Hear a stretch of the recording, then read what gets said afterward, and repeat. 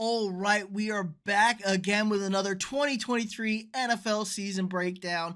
I picked all 272 regular season games. It gave me some records. We're going through division by division, team by team, breaking things down for you, what you can expect for the upcoming NFL season. We took care of the NFC North yesterday, so we're heading back down south once again, this time into the AFC, where we got a lot of interesting teams. We have a young and upcoming Jaguar squad who rallied to a division title last year. We got two rookie quarterbacks starting in this division. What are we going to get out of them? And the Tennessee Titans, can they get back? They were one of the best teams in the AFC just a few short seasons ago.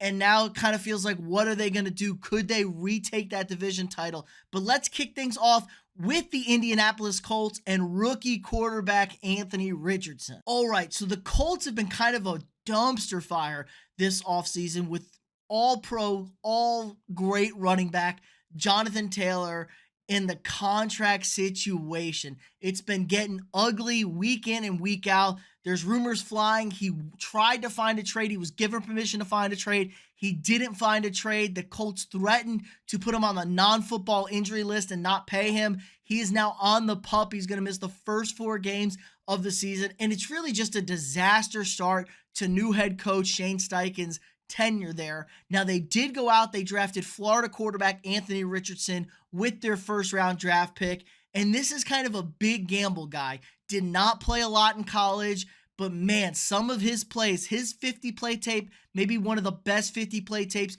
you're going to see, but he was very inconsistent at throwing the football. He's a freak athlete of a runner, like Josh Allen type build, super athletic, super big, really physical type running guy, but his passing just was not good, and it was not very good in the preseason whatsoever. But don't fret, he's only 21 years old. He's a baby out there, so he's got plenty of time to develop, and he's gonna need it.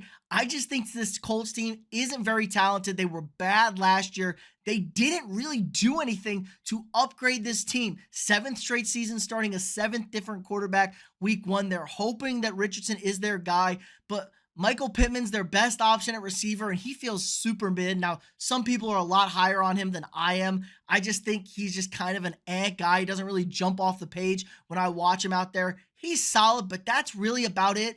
Offensive line isn't as good as it used to be. Quentin Nelson, a guy who's kind of fallen off the cliff, who is unanimously one of the best offensive linemen in the league. He has not been good.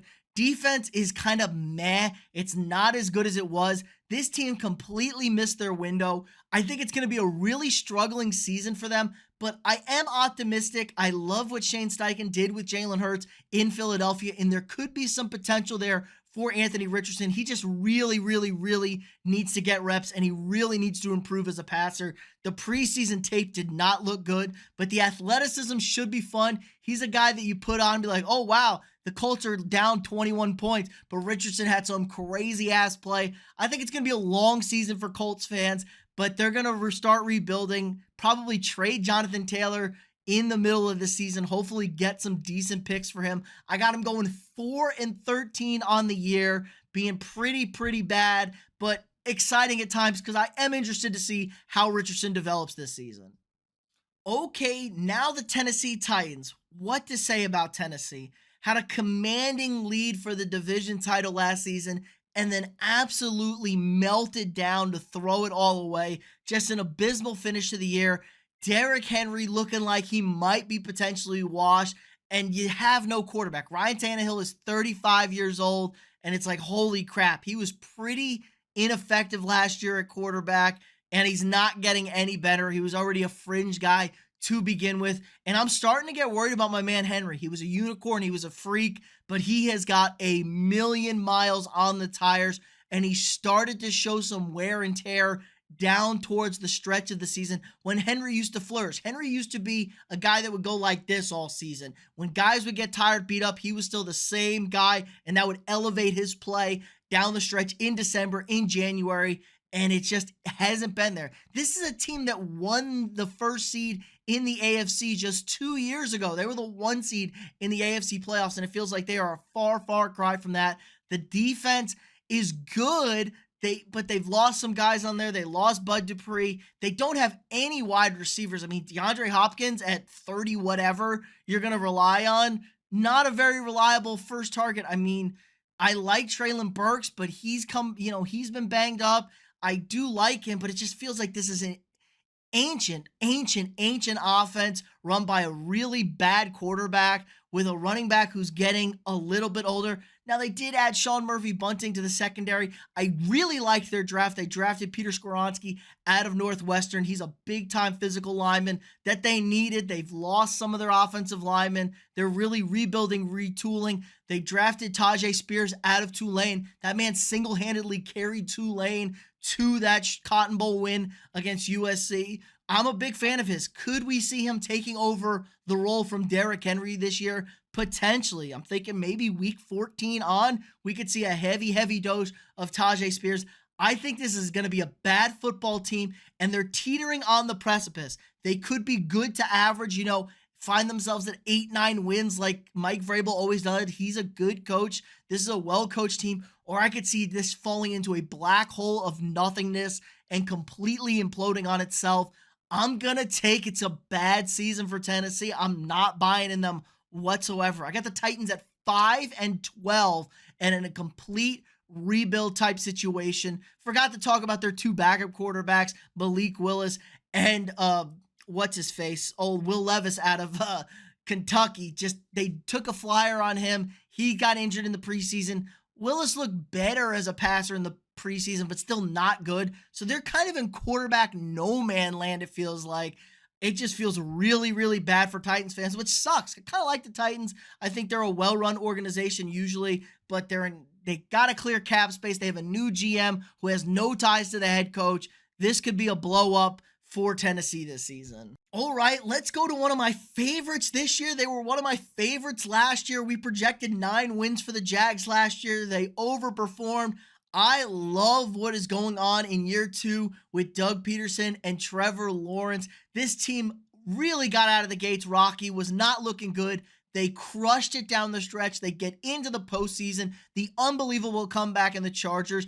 And, they really pushed Kansas City a little bit. Now, Mahomes did go down early in that game, but they pushed him in that divisional round game. I don't see why the Jags aren't going to flourish this year. They add Calvin Ridley, who they traded for last season, coming back from suspension. They crush it out of the draft, drafting a tackle, a tight end, a running back, fully investing in Trevor Lawrence and this offense. The defense is good. They've always been good. It feels like what Jacksonville's been known for, always that Duval defense. They get things done, and Doug Peterson is a game changer at head coach, and I think Trevor Lawrence, number 1 quarterback, he's going to live up to that hype. He's just going to keep getting better and better, and the schedule for the Jaguars is not bad. For a first-place schedule, it really isn't that bad. Play a lot of home games against tough opponents, and they just got to split. The division is very weak. They should run through this division. This probably could be a shocker. I could be going way out on a limb here.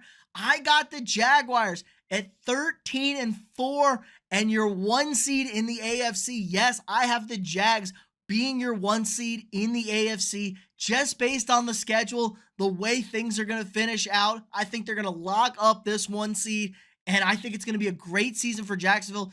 I could easily see them in the AFC Championship game. Now, you get that bye and you host in a Cincinnati or a Buffalo coming into town. That's a tall task. Those are battle-tested playoff experience teams.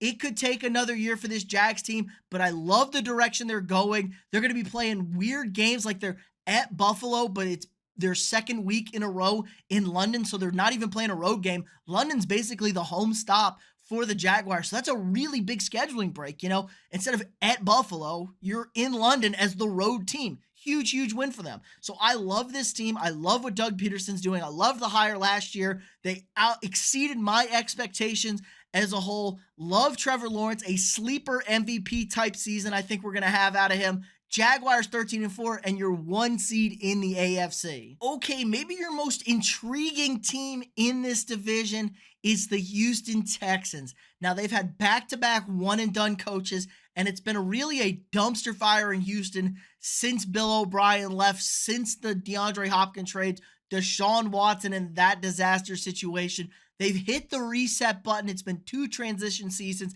They hire head coach DeMeco Ryans, who I thought was an A-plus home run hire. And I'm really interested in this Texans team. They completely rebuilt this roster. They added 20 guys in free agency, really just resetting the thing. I mean, Sheldon Rankins on the interior, Dalton Schultz at tight end to help it out, Robert Woods at wide receiver. Now, they did lose their best pass rusher, and they lost wide receiver Brandon Cooks, so that's a down thing, but this hasn't been a good team. They've completely rebuilt this roster. DeMeco Ryans is going to get this defense going right, and they crushed it in the draft. Now, I'm not the biggest CJ Stroud fan in the world, but you had to take a quarterback here. You had to start moving to the future. He's getting the start week 1, and he's very interesting to me to see how he plays. I think the offense is going to struggle a bit, but I think this defense is going to be pretty good, and they're not going to be an easy out whatsoever, and it makes sense. You know, the 49ers, never an easy out. Even when they were bad, they weren't an easy out with those defenses, and I think Houston's going to be the exact same way.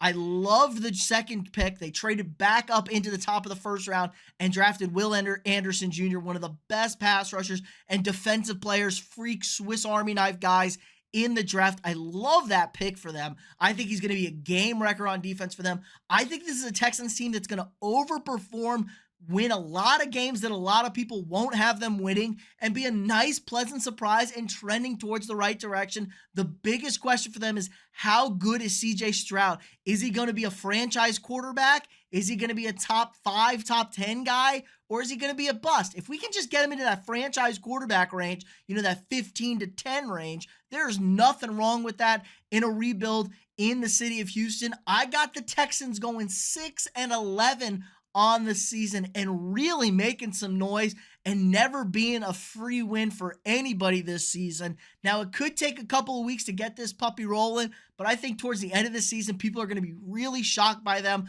This is one of those other outreach picks. I like the Texans 6-11 and a very, very positive momentum moving into year 2.